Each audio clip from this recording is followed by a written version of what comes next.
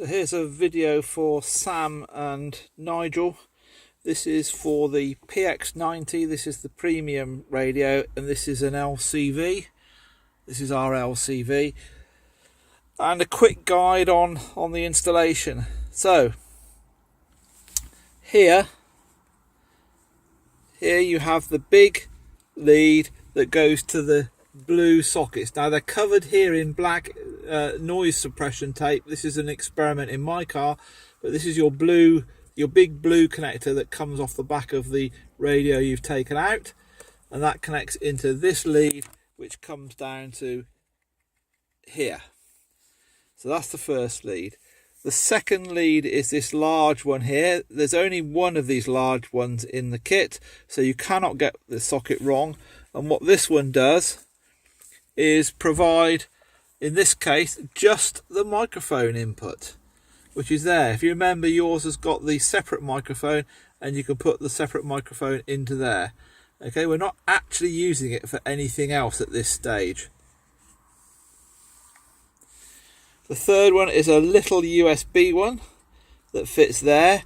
Now, it's hard to see because I've got it covered in sound insulation, but this is just the little USB socket here with a little white adapter there. Again, that's the 4-port adapter. There's only 4 pins in there. It cannot go in any other socket. In there, it's the USB, and then it comes around here to another adapter that's supplied in the kit, a separate adapter cable, okay, which plugs from USB into this little black and grey connector. Let's get the aerial one out of the way. Gets into this black and grey connector here. Okay, that is the USB connector.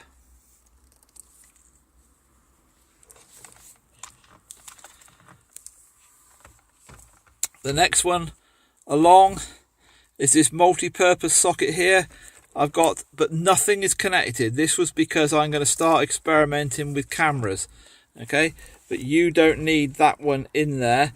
But you can keep the, obviously, if you keep the socket there, if you want to use it, you've got these wires in there.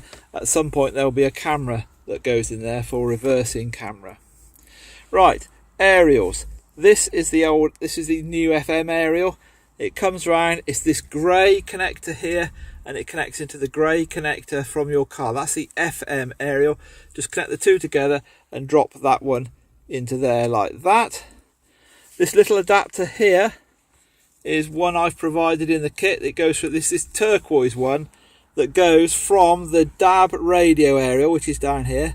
The little turquoise connector comes up to here, and then it plugs into the black connector that came off the back of your existing radio, like so. Okay, and really that's all there is to it.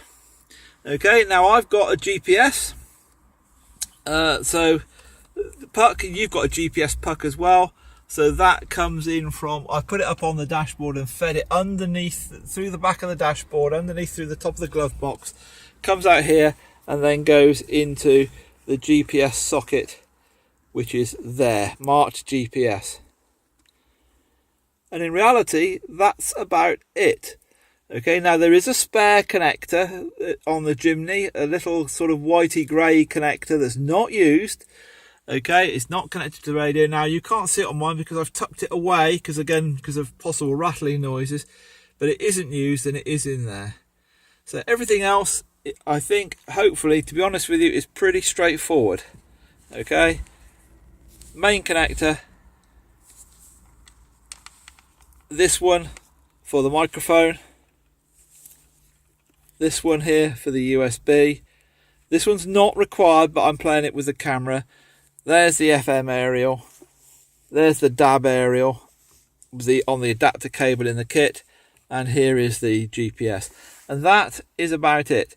Make sure you've got the red clips on, and then you just push it into place in the dashboard. Now, looking at the radio itself, typically yours will come up very similar to this one, my guess is, with the 3 panels on it. This is a default template. This is James's, so I'm not going to change the default template because obviously this is his car, not mine. But I believe that you can configure these panels here to have whatever application you want in it. This one here is the FM radio. Okay, so you can straight away go into FM radio, but if you flick it sideways, you'll get the other apps, and there is the DAB app. Okay, if you click on that, now what you've got to do the first time is click there to do a search. Okay, it still looks as if James, oh no, he has got it on. Okay, you click there to do search. This picks up the available channels.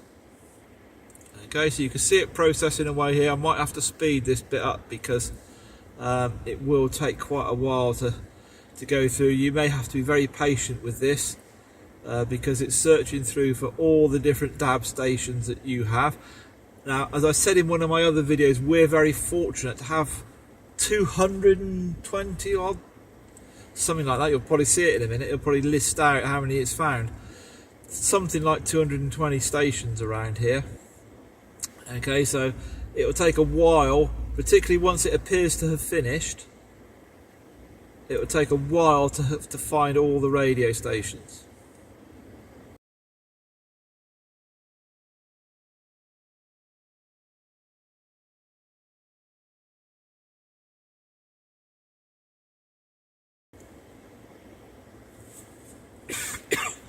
Okay, and then it will go into this load item bit. Okay, this is where it's now sorting through those radio stations, and in my experience this takes quite a long time. Okay, so just sit back, be patient and let it do its thing, and I'll come back to you in a minute when it's done it. So here it is, it's loaded them up, so now you can scroll through them and you can mark them with these stars as your favourites, which whenever is your favourite as you go through, and then when you do that your favourites will appear here so that you can quickly select them. And that basically is the DAB radio. So how do you set up the steering controls? You go to settings and you go down to steering wheel, and here you've got the buttons. Okay, and you, by clicking the button on the steering wheel that you want, you can assign it into the functions that are available.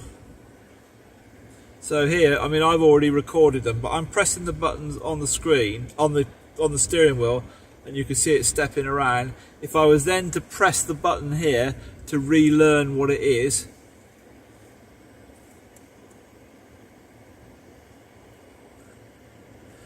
that one, and you can then press in the list of which ones you want.